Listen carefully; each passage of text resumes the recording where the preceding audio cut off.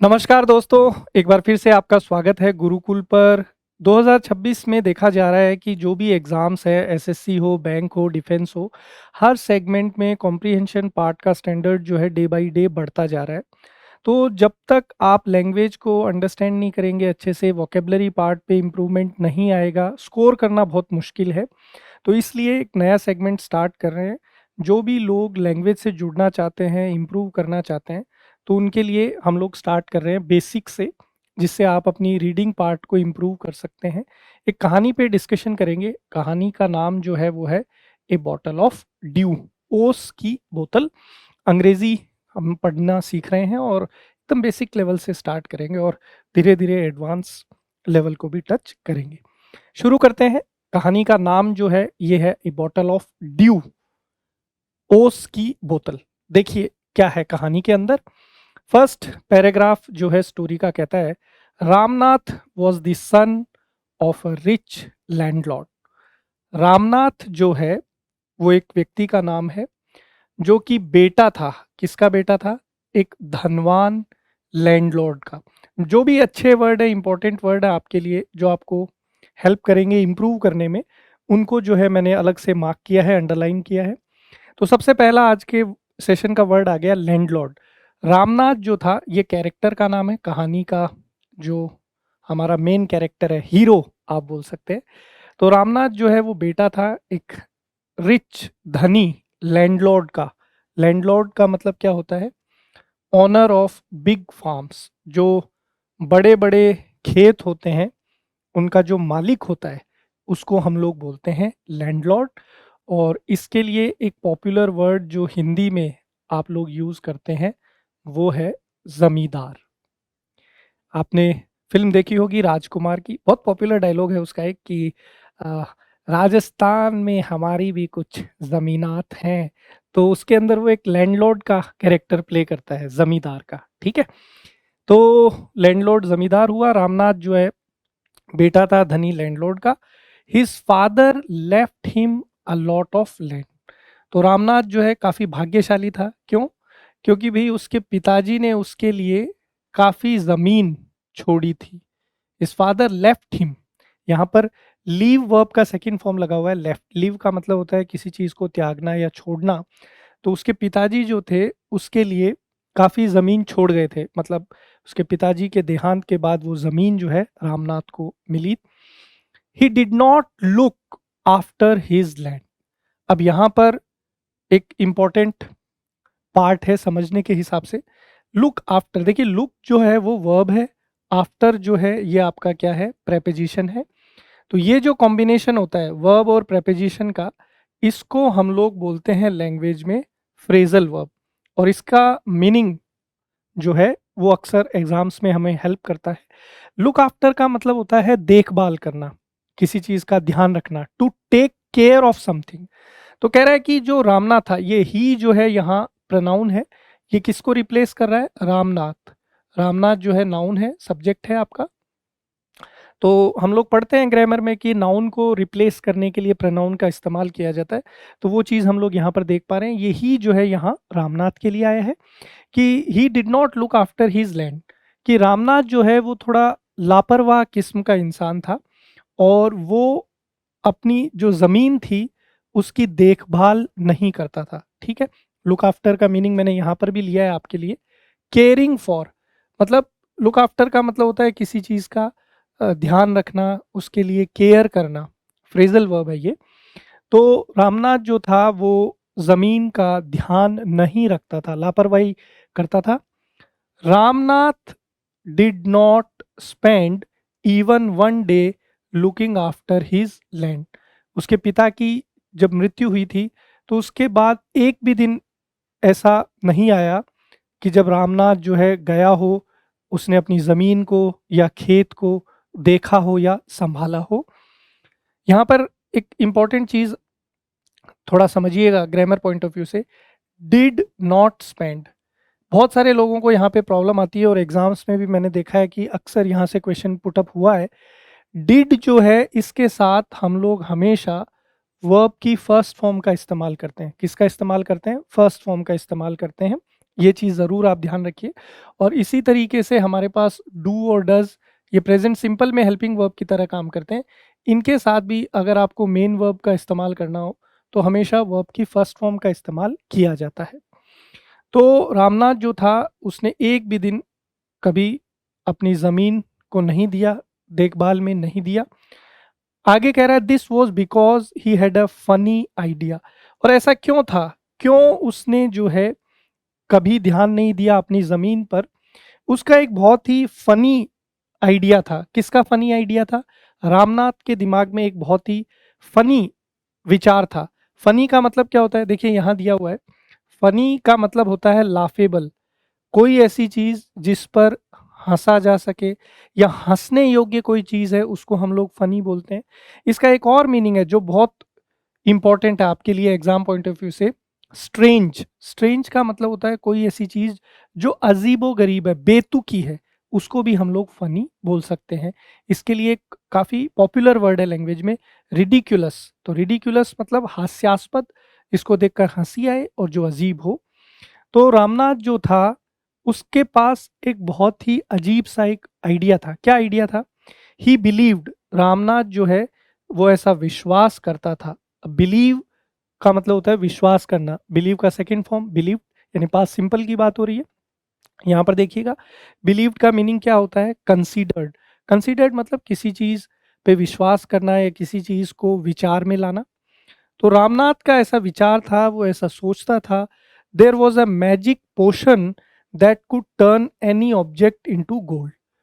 देखिए कितना जबरदस्त रामनाथ का विचार है। रामनाथ का ऐसा मानना था कि एक जादुई पोशन होता है। अब ये पोशन क्या है?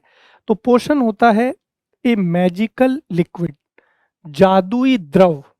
कोई ऐसा लिक्विड जो मैजिकल है, जादुई है। तो रामनाथ का ऐसा मानना था कि भाई कोई जादुई द्रव्य होता है, that could turn any object into gold, जो किसी भी ऑब्जेक्ट को, ऑब्जेक्ट अर्थात वस्तु, देखिए यहाँ दिया है, रामनाथ का ऐसा मानना था कि कोई एक जादुई द्रव्य होता है, लिक्विड होता है, जो क्या कर सकता है, किसी भी वस्तु को, टर्न का मतलब होता है बदलना, वर्ब है, टर्न का मतलब होता है चेंज करना। तो रामनाथ का ऐसा मानना था कि कोई जादुई द्रव होता है, लिक्विड होता है, जो क्या कर सकता है, किसी भी वस्तु को सोने में बदल सकता है। ऐसा रामनाथ सोचता था। चलिए अच्छी बात है, आगे देखते हैं। इसी पैराग्राफ के अंदर आगे कहा गया है, he spent all his time to learn more about this potion. उसका सारा समय, किसका? ही यहाँ पर किसके लिए आया है? रामनाथ के लिए आया है। स्पेंड का सेकंड फॉर्म है स्पेंट, खर्च करना। तो रामनाथ अपना सारा समय खर्च करता था या सारा समय बिताता था, किस में बिताता था? To learn more about this potion. इस मैजिकल लिक्विड के बारे में सोचने में वो अपना लगभग जो है सारा समय बिताता था।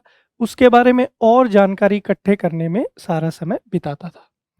People cheated him often, promising to tell him about it.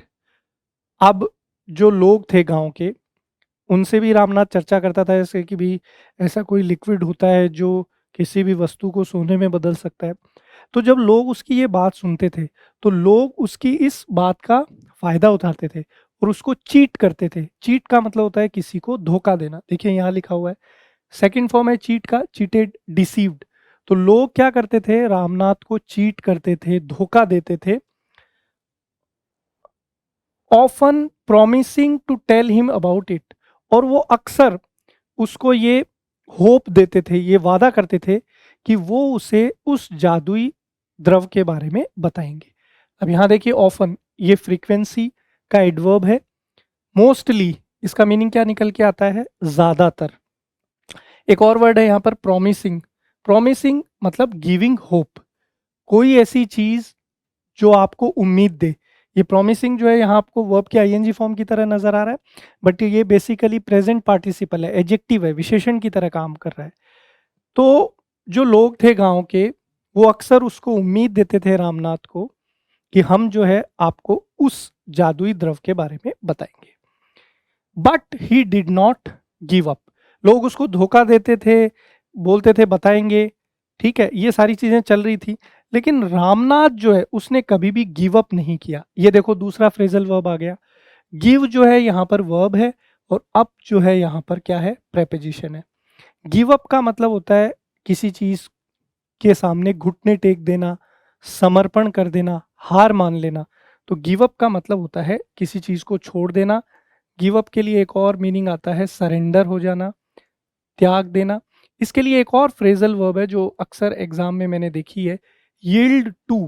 तो यील्ड के साथ टू आता है, ये भी एक फ्रेजल वर्ब है जिसका सेम मीनिंग है कि किसी चीज के प्रति समर्पण कर देना या त्याग देना। तो रामनाथ जो है उसको धोखा मिला, लोग उसको बेवकूफ बनाते रहे, बट उसने कभी गिव अप नहीं किया, ये विचार नहीं त्यागा कि कोई ऐसा जादुई द्रव नहीं होता जिसको यूज करके वस्तु को सोने में बदला जा सकता है। आगे है हिज वाइफ महीपति। महीपति किसकी पत्नी है, रामनाथ की। तो रामनाथ की जो पत्नी थी Mahipati was tired of this and also worried that one day Ramnath would lose all his money because she knew how much money he was spending.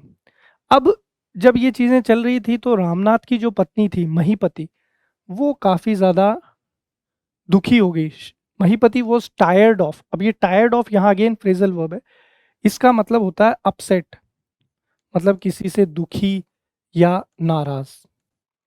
तो महीपति जो थी वो रामनाथ की इस एक्टिविटी से बहुत ज्यादा दुखी हो गई थी और वो चिंतित भी थी कि one day Ramnath would lose all his money, कि एक दिन ऐसा आएगा जब रामनाथ अपना सारा पैसा खो देगा। Because she knew how much money he was spending, क्योंकि वो जानती थी कि रामनाथ कितना पैसा दिन प्रतिदिन उस जादुई द्रव की खोज में खर्चा कर रहा है।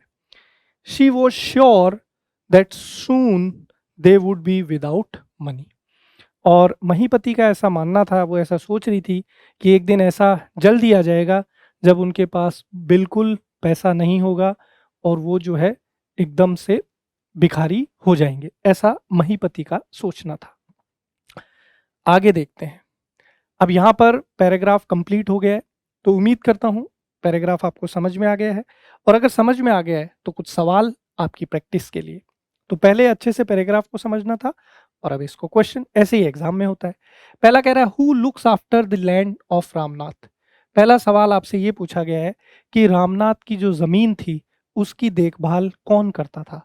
तो फर्स्ट ऑप्शन है हिज वाइफ, उसकी पत्नी देखभाल करती थी। बी कह रहा है हिज फादर, उसके पिताजी।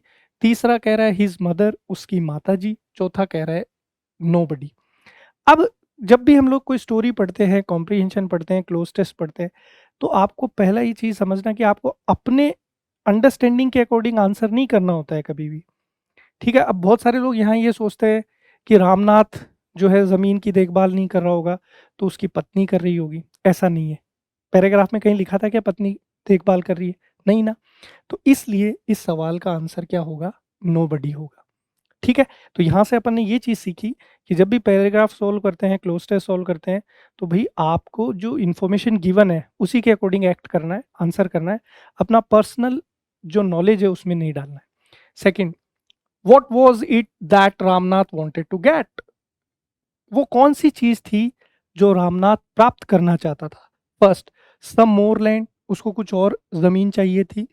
दी हैंड ऑफ महीपति, महीपति का हाथ, और महीपति तो ऑलरेडी मिली हुई है, पत्नी है, हाथ क्या पूरी की पूरी महीपति उसके पास है।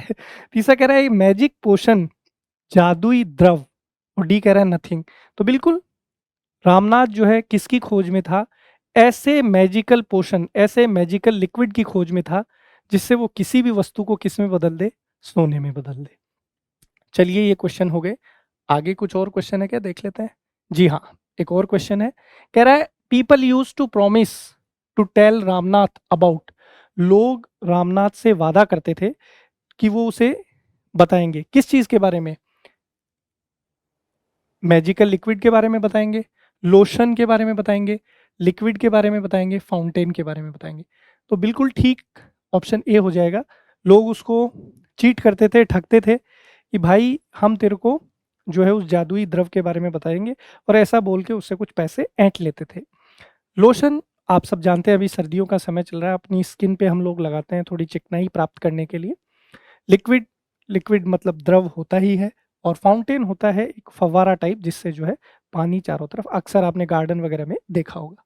चौथा क्वेश्चन है, the father of Ramnath was, Ramnath के पिताजी क्या थे? किसान थे, पीजेंट, पीजेंट भी एक किसान का ही प्रकार होता है, बस फर्क क्या है, फार्मर जो होता है उसके पास खुद की ज़मीन होती है, उस पे वो खेती करता है। पीजेंट जो है थोड़ा इससे लोअर कैटेगरी है, मजदूर टाइप, जो किसी दूसरे की ज़मीन पर खेती करके अपना पेट पालता है। तीसरा, पिताजी रामनाथ के जमींदार थे, साधु थे, तो बिल्कुल रामनाथ जो है वो एक जमींदार का बेटा था, तो ऑप्शन सी बिल्कुल ठीक होगा। रामनाथ के पिताजी जो थे वो क्या थे? जमींदार थे। ठीक है, चलिए आगे बढ़ते हैं। कह रहा है choose the similar word of amusing from the following. इस तरीके के सवाल आपके पेपर में भी देखे जाते हैं, आपसे कई बार सिनोनिम पूछ लिया जाता है, किसी वर्ड का एंटोनिम पूछ लिया जाता है। तो अम्यूजिंग का मतलब होता है क्या? अम्यूजिंग का मतलब होता है कोई ऐसी चीज जो मजाकिया है, जिसको देखकर जो है आनंद का अनुभव हो, उसको हम लोग अम्यूजिंग बोलते हैं। वरीड का मतलब होता है चिंतित। आइडिया का मतलब होता है विचार। स्पेंडिंग, स्पेंड वर्ब का आईएनजी फॉर्म है, स्पेंड का मतलब होता है खर्च करना। स्पेंडिंग मतलब कोई प्रोग्रेसिव एक्शन के लिए कि कोई चीज खर्च हो रही है। और फनी हमारा आंसर हो जाएगा, क्योंकि हमसे सिमिलर वर्ड पूछा था। सिमिलर वर्ड को ही हम लोग सिनोनिम भी बोलते हैं, पर्यायवाची बोलते हैं। तो अम्यूजिंग का सिनोनिम क्या हो जाएगा? फनी हो जाएगा। तो कौन सा ऑप्शन ठीक होगा? ऑप्शन ए यहाँ पर ठीक हो जाएगा। आगे बढ़ते हैं। अब हमारे पास कहानी का दूसरा पैराग्राफ आ चुका है। ठीक है, फर्स्ट पैराग्राफ हमने पढ़ लिया।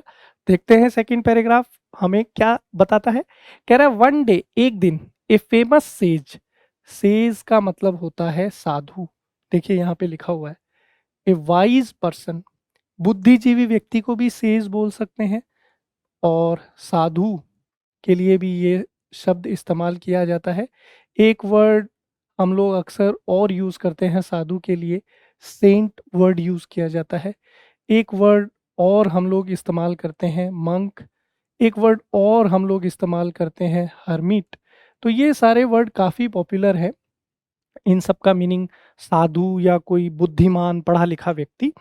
तो एक दिन एक लोकप्रिय साधु, जिनका नाम क्या था? महीपति था, केम टू देयर टाउन, वो उनके कस्बे में आए। किसके कस्बे में आए? जिस कस्बे में रामनाथ रहते थे। आगे है, Ramnath became his follower and asked him about the potion.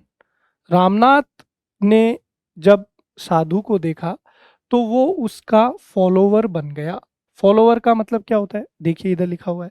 Follower का मतलब होता है प्यूपिल। प्यूपिल मतलब आप बोल सकते हैं अनुयायी, जो किसी का अनुसरण करे, किसी से ज्ञान अर्जित करे, किसी के उपदेश सुने, उसको फॉलोवर या प्यूपिल हम लोग बोलते हैं।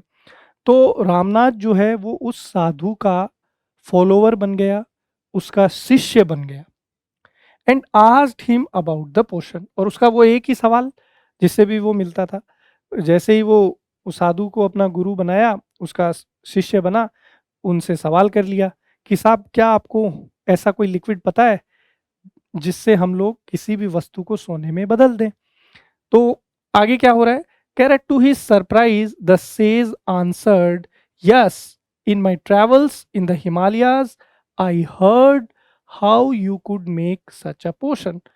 टू हिज सरप्राइज, कि भाई जब ये सवाल रामनाथ ने किया तो उसका जवाब जो था साधु का बड़ा ही आश्चर्यजनक था, और उसने रामनाथ को आश्चर्यचकित कर दिया।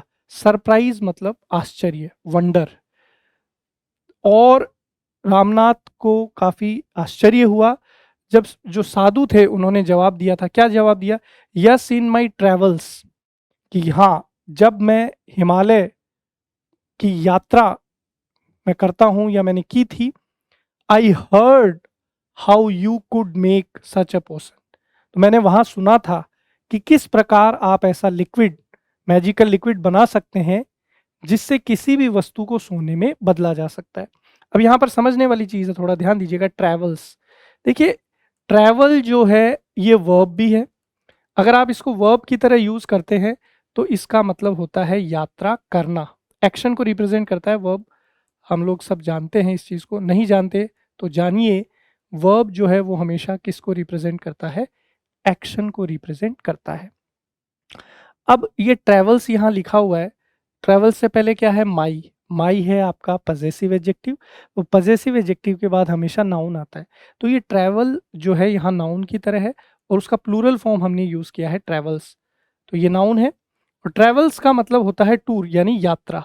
तो यहाँ पर जो मीनिंग है वो ये है कि साधु साहब ने कहा कि हाँ, मेरी जो हिमालय के दौरान जो मैंने यात्रा करी है वहां पर मैंने ऐसे लिक्विड के बारे में सुना है, मैजिकल लिक्विड के बारे में, जिससे वस्तु को सोने में बदला जा सकता है। आगे कहा बट इट इज डिफिकल्ट, लेकिन ये कठिन है। मतलब बनाना तो है, बनाया जा भी सकता है, लेकिन कठिन काम है। Tell me, requested Ramnath. अब रामनाथ जो था उसको तो भाई सिर्फ वो लिक्विड चाहिए जिससे वस्तु को सोने में बदला जा सके। इजी डिफिकल्ट उसके लिए मायने नहीं रखता था। तो उसने तुरंत कहा कि भैया आप मुझे जो है बताइए, नॉट बिलीविंग हिज लक, और उसे अपने लक, लक का मतलब क्या होता है? फॉर्च्यून, भाग्य, और उसे अपने भाग्य पर भरोसा भी नहीं हो रहा था कि उसके गांव में एक ऐसा साधु आया है जिसको ये पता है कि कैसे पोषण यानी वो मैजिकल लिक्विड बनाया जा सकता है जिससे वस्तु को सोने में बदला जा सकता है। आगे बढ़ते हैं, क्वेश्चन आगे। सेकंड पैराग्राफ छोटा हिस्सा ही था। पहला सवाल है who came in the village, गांव में कौन आया था? पहला, पीजेंट, कोई किसान आया था। The relative of Ramnath, Ramnath का कोई संबंधी आया था। The friend of Ramnath, Ramnath का कोई दोस्त आया था। ए सेज, बिल्कुल साधु, एक बुद्धिजीवी आए थे, महीपति जिनका नाम था। चलिए आगे बढ़ते हैं। कह रहा है the name of the sage was, वो जो साधु था उसका नाम क्या था? रामनाथ, रामनाथ तो अपना हीरो है। महीपति, रामपति, महीनाथ, तो बिल्कुल बी ऑप्शन अपना ठीक है। साधु का नाम क्या था? महीपति था। आगे देखिए, who became a follower of Mahipati, Mahipati का अनुयायी, प्यूपिल, शिष्य कौन बना? हमारा हीरो कौन? रामनाथ, क्योंकि उसे ही तो वो पोषण चाहिए, मैजिकल लिक्विड, जिससे वस्तु को क्या, किसमें बदला जा सके? सोने में। चलिए आगे देखते हैं अगला क्वेश्चन।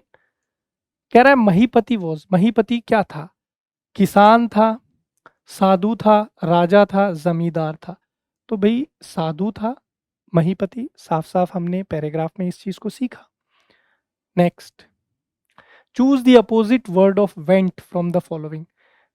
वेंट का अपोजिट हमें बताना है, अपोजिट यानी विलोम शब्द। देखिए गो होती है वर्ब, गो का मतलब है जाना, इसका सेकंड फॉर्म क्या है? वेंट, और इसका थर्ड फॉर्म होता है गॉन।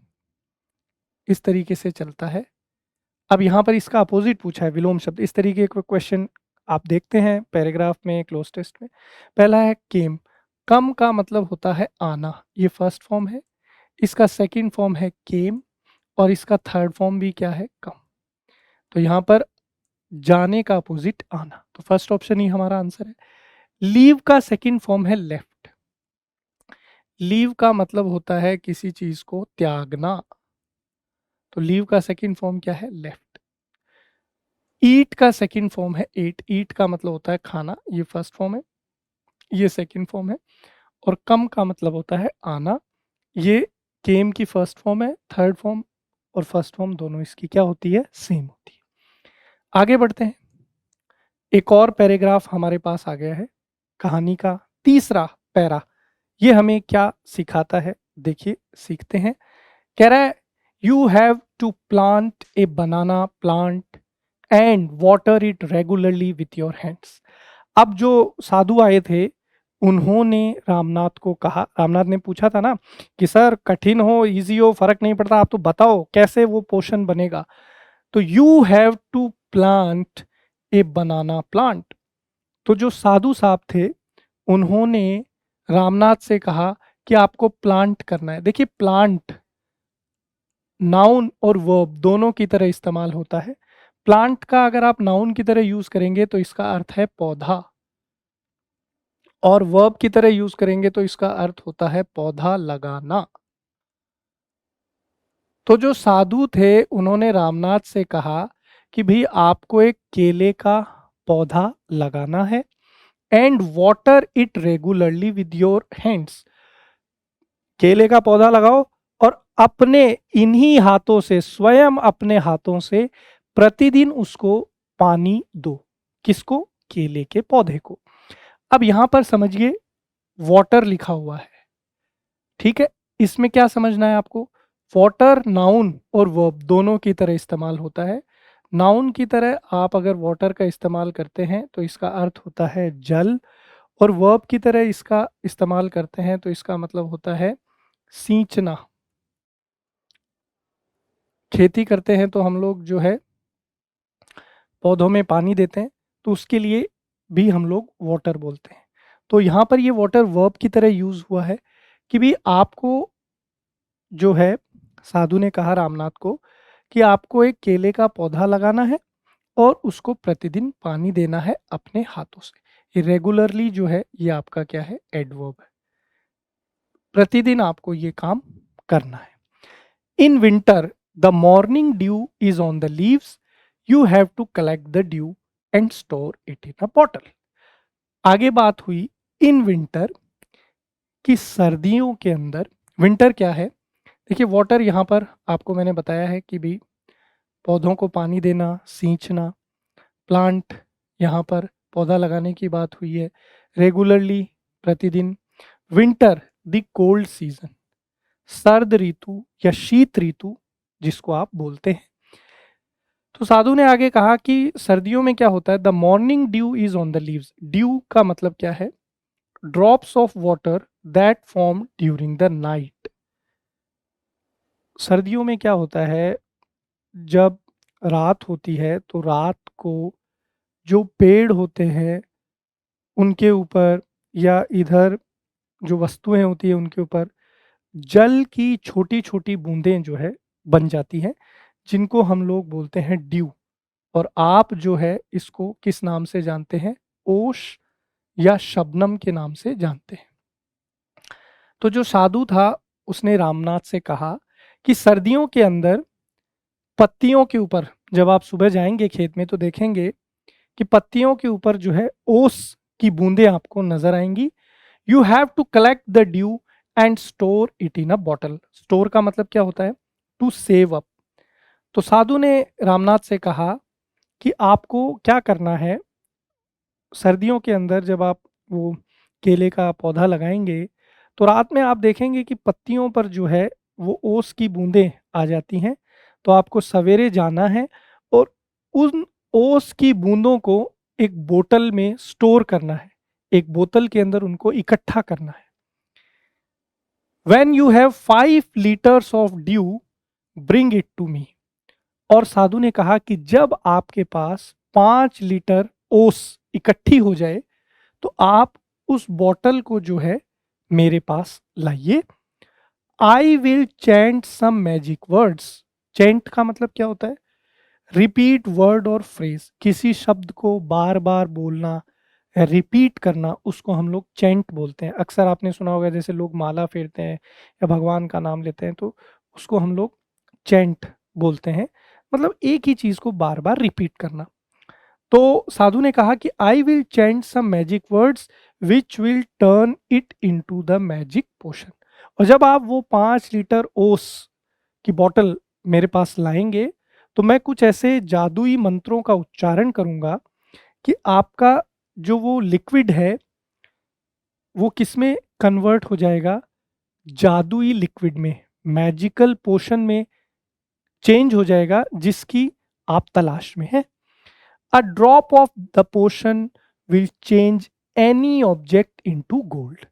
और उस बॉटल में जो ओस है, जब मैं मंत्र पढ़ूंगा और जैसे ही वो जादुई द्रव में चेंज हो जाएगा वो ओस, तो उस पोर्शन, उस जादुई लिक्विड की एक बूंद जो है वो किसी भी वस्तु को किस में बदल देगी? सोने में बदल देगी। ऐसा किसने कहा? साधु साहब ने कहा। किसको? रामनाथ को। आगे देखते हैं। Ramnath was worried. अब जब साधु ने कहा कि भी आपको इकट्ठा करनी है ओस और 5 लीटर इकट्ठा करनी है, बॉटल में स्टोर करनी है, मेरे पास लानी है, ये सारी कहानी जब हुई तो रामनाथ जो है वॉज वरीड। रामनाथ जो है ये सुनकर चिंता में पड़ गया, चिंतित हो गया। But winter is only for a few months. अब रामनाथ की चिंता का कारण क्या था? कि भी सर्दी जो है वो तो 2-4 महीने पड़ती है, 5 लीटर ओस इकट्ठा करना तो बड़ा मुश्किल हो जाएगा। अब यहां पर देखिए, आपको एक वर्ड नजर आया, ए फ्यू। बहुत सारे लोगों को कंफ्यूजन रहता है, few, a few, the few. अब देखिए यहां पर आ गया, ए फ्यू का मतलब क्या होता है? Very small in number. कोई ऐसी चीज जो संख्या में बहुत कम है, उसके लिए हम लोग ए फ्यू का इस्तेमाल करते हैं। थोड़ा सा टेक्निकलिटी में जाएंगे। ए फ्यू, फ्यू या द फ्यू, ये हमेशा काउंटेबल नाउन के लिए इस्तेमाल किया जाता है, ये चीज़ ध्यान रखिएगा। और इसका जो काउंटर पार्ट है, little, a little, the little, वो हमेशा अनकाउंटेबल नाउन के लिए यूज किया जाता है। तो रामनाथ बड़ा चिंतित हो गया कि भाई सर्दी जो है वो तो केवल कुछ ही महीनों के लिए है। It will take me years to collect 5 litres of dew. और मुझे तो सालों साल लग जाएंगे 5 लीटर ओस इकट्ठा करने में। You can plant as many banana plants as you want. अब जो महीपति साधु था उसने रामनाथ के इस सवाल पे कहा कि you can plant as many plants as you want, कि तुम चाहो जितने उतने केले के पौधे लगा सकते हो। ऐसा नहीं है आपको एक ही केले का पौधा लगाना है। तो यहां पर देखिए एक और वर्ड आ गया, मैनी। मैनी का मतलब होता है मोर इन नंबर, संख्या में ज्यादा। मैनी के लिए भी ध्यान रखिए, ये भी काउंटेबल नाउन के लिए यूज किया जाता है। मैनी का काउंटर पार्ट है मच, ये अनकाउंटेबल नाउन के लिए यूज किया जाता है। तो मैनी जो है ये काउंटेबल नाउन के लिए आता है। तो साधु ने कहा कि भी आप घबराइए मत, आप चाहो जितने उतने केले के पौधे लगा सकते हो और सबसे ओस जो है इकट्ठा करिए, तो जल्दी हो सकता है काम। But remember, you must look after them yourself. लेकिन उन्होंने कहा कि आपको एक बात को याद रखना है। रिमेंबर जो है वर्ब है, इसका मतलब होता है कीप इन माइंड, याद रखना। कि आपको एक चीज याद रखनी है, अपने दिमाग में बैठा के रखनी है। क्या? You must look after. ये फ्रेजल वर्ब आई थी फर्स्ट पैराग्राफ में, याद है आपको? लुक आफ्टर का मतलब होता है किसी चीज की देखभाल करना, to take care of something. तो साधु ने कहा कि आपको देखभाल करनी है स्वयं से। And collect the due with your own hands. कि एक चीज का ध्यान रखना है रामनाथ, क्या? कि सारे जो पौधे आप लगा रहे हैं उनकी देखभाल आपको खुद करनी है और अपने स्वयं के हाथों से ओस की बूंदों को इकट्ठा करके बॉटल में डालना है। ये चीज जरूर ध्यान रखिएगा, पेड़ चाहे कितने लगा लो, ठीक है। अब यहाँ देखिए एक और इंपॉर्टेंट चीज है, योर सेल्फ। आपको यहाँ नजर आ रहा है विद योर ओन, इसका मतलब होता है स्वयं, अपने आप से। थोड़ा सा ग्रामर की तरफ जाएं तो योर सेल्फ जो है ये रिफ्लेक्सिव प्रोनाउन की तरह इस्तेमाल किया जाता है। एक चीज तो आपको ये समझनी है कि योर सेल्फ क्या है, रिफ्लेक्सिव प्रोनाउन है। दूसरा आपको ये समझना है कि रिफ्लेक्सिव प्रोनाउन हमेशा सब्जेक्ट के अकॉर्डिंग यूज की जाती है। तो यहाँ हमारा सब्जेक्टिव पार्ट यू था, इसलिए हमने किसका इस्तेमाल किया? योर सेल्फ का। ये दो चीज आप यहाँ से जरूर याद रखिए। हाँ, और आगे कहा and collect the due with your own hands, और अपने हाथों से जो है इकट्ठा करनी है। उस ओन का मतलब होता है पर्सनल यानी निजी, एजेक्टिव है। तो अपने स्वयं के हाथों से आपको इकट्ठा करनी है। तो ये यहाँ पर जो है पैराग्राफ मेरे हिसाब से खत्म हुआ। कुछ सवाल, जैसा कि आप जानते हैं कि जो भी पैराग्राफ बनते हैं उन पे क्वेश्चंस तो होते ही हैं। तो पैराग्राफ अगर आपको समझ में आता है तो क्वेश्चन आपके लिए बाएं हाथ का खेल है, और यही जो एग्ज़ाम है वहाँ पर भी ऐसा ही होता है। अगर आप पैसेज या क्लोज टेस्ट को समझ लेते हैं तो सवाल जो है वो आपके लिए बहुत ईजी रहते हैं। पहला कह रहा है which plant has to be planted by Ramnath. Ramnath के द्वारा कौन से प्लांट को प्लांट किया जाना था? बनाना, पोषण, ड्यू, गोल्ड। सोना, ओस, जादुई द्रव, केला। तो बनाना प्लांट की बात हुई है, तो ऑप्शन ए हमारा बिल्कुल ठीक है। नेक्स्ट है there are dew drops on the leaves in the season of. ओस की बूंदें पत्तियों पर कौन से मौसम में आती है? गर्मियों में, सर्दियों में, बरसात के मौसम में, स्प्रिंग सीजन में। तो बिल्कुल साफ साफ दिया गया था पैराग्राफ में, सर्दियों के अंदर जो है ओस आती है।